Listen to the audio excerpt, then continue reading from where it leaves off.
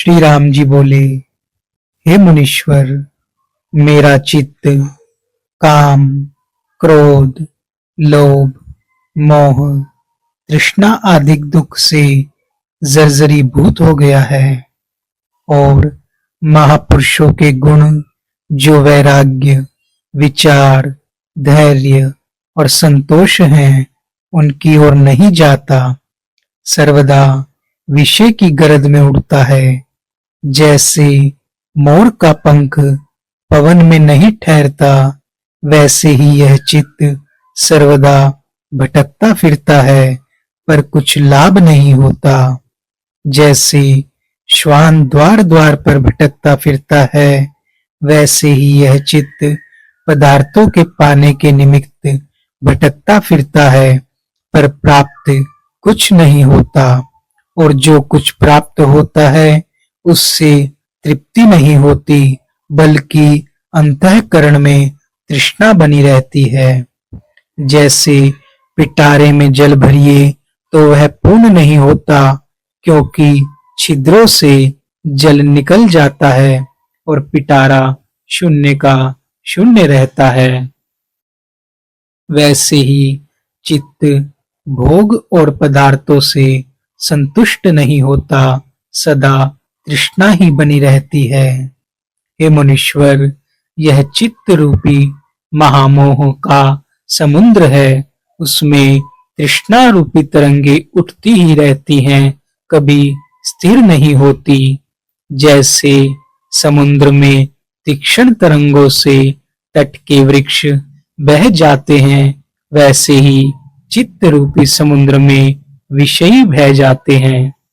वासना रूपी तरंग के वेग से मेरा अचल स्वभाव चलायमान हो गया है, इसलिए इस चित्त से मैं महादीन हुआ हूँ।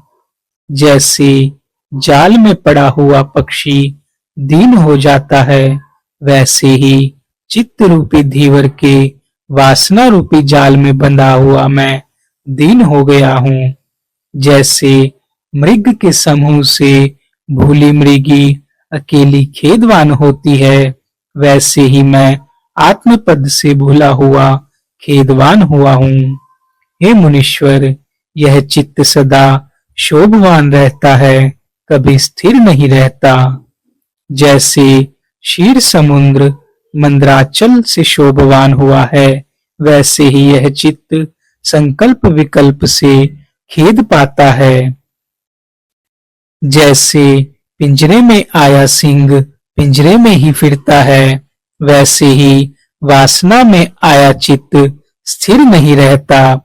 हे मुनीश्वर, जैसे भारी पवन से सूखा तृण दूर से दूर उड़ जाता है, वैसे ही इस चित्त रूपी पवन ने मुझको आत्मानंद से दूर फेंक दिया है। जैसे सूखे तृण को अग्नि जलाती है, वैसे ही मुझको चित्त जलाता है। जैसे अग्नि से धूम अर्थात धुआं निकलता है, वैसे ही चित्त रूपी अग्नि से तृष्णा रूपी धूम निकलता है, उससे मैं परम दुख पाता हूँ। यह चित्त हंस नहीं बनता। जैसे राजहंस मिले हुए दूध और जल को भिन्न भिन्न करते हैं, उसकी नाई मैं अनात्मा से अज्ञान के कारण एक हो गया हूँ, उसको भिन्न नहीं कर सकता। और जब आत्मपद पाने का यत्न करता हूँ, तब अज्ञान उसे प्राप्त नहीं करने देता। जैसे नदी का प्रवाह समुद्र में जाता है, उसको पहाड़ सूधे नहीं चलने देता और समुद्र की ओर नहीं जाने देता, वैसे ही मुझको चित्त आत्मा की ओर से रोकता है। वह मेरा परम शत्रु है। हे मुनीश्वर, वही उपाय कहिए जिससे चित्त रूपी शत्रु का नाश हो। जैसे मृतक शरीर को श्वान खाते हैं, वैसे ही तृष्णा मुझे खा रही है। आत्मा के ज्ञान बिना मैं मृतक समान हूँ। जैसे बालक अपनी परछाई को वैताल मानकर भय पाता है और जब विचार करने में समर्थ होता है तब वैताल का भय नहीं होता, वैसे ही चित्त रूपी वैताल ने मेरा स्पर्श किया है, उससे मैं भय पाता हूँ। इससे आप वही उपाय कहिए जिससे चित्त रूपी वैताल नष्ट हो जावे। हे मुनीश्वर, अज्ञान से मिथ्या वैताल चित्त में दृढ़ हो रहा है, उसके नाश करने को मैं समर्थ नहीं हो सकता। अग्नि में बैठना, बड़े पर्वत के ऊपर जाना और वज्र का चूर्ण करना मैं सुगम मानता हूँ, परंतु चित्त का जीतना महाकठिन है। चित्त सदा ही चलायमान स्वभाव वाला है, जैसे थंब से बंधा हुआ वानर कभी स्थिर हो नहीं बैठता, वैसे ही चित्त वासना के मारे कभी स्थिर नहीं होता।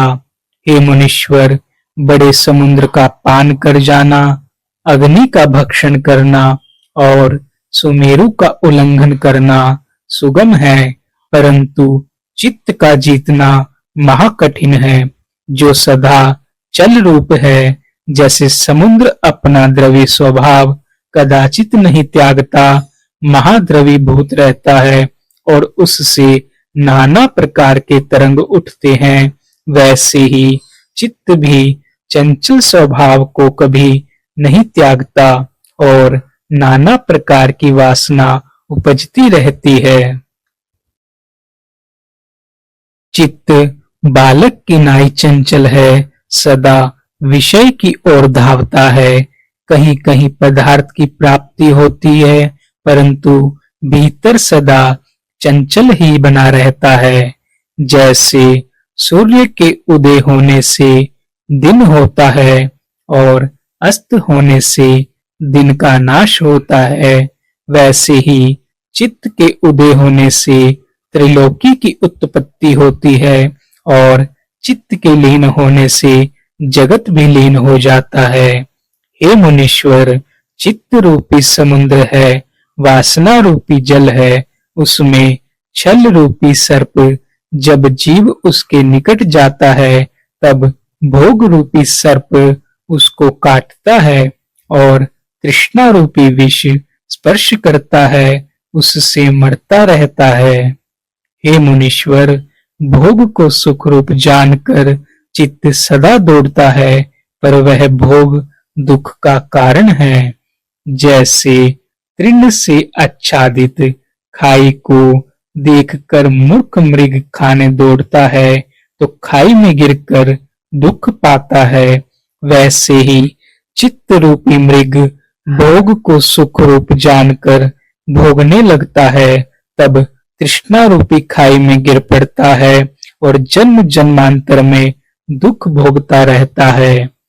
हे मुनीश्वर, यह चित्त कभी कभी बड़ा गंभीर भी हो बैठता है, जैसे चील पक्षी आकाश में ऊंचे फिरता है, पर जब पृथ्वी पर मांस देखता है तो वहां से पृथ्वी पर आकर मांस लेता है, वैसे ही यह चित्त तब तक उदार है जब तक भोग नहीं देखता, और जब विषय देखता है तब आसक्त हो विषय में गिर जाता है। हे मुनीश्वर, यह चित्त वासना रूपी शैया में सोया रहता है और आत्मपद की ओर नहीं जागता।